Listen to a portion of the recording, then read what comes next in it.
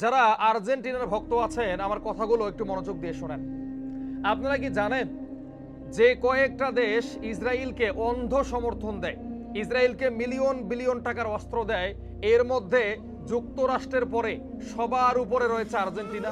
জানেন ফিলিস্তিনের গাজায় প্রায় 4 লক্ষ মানুষ হত্যা করা হয়েছে।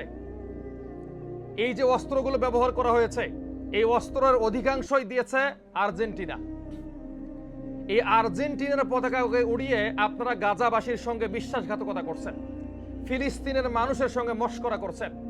যারা ব্রাজিলের পতাকা উড়াচ্ছেন আকাশের মধ্যে, শুনে রাখেন, ব্রাজিল সেই দেশ যে দেশে প্রকাশ্যে আল্লাহকে গালি দেওয়া হয়, আল্লাহর নাম মাটিতে লেখা রাখা হয়, আল্লাহর নাম রাস্তার মধ্যে খোদাই করে লেখা রাখা হয়, এর মধ্যে জুতা স্যান্ডেল পরিধান করে মানুষ হাঁটে, মসজিদে নামাজ পড়তে দেওয়া হয় না।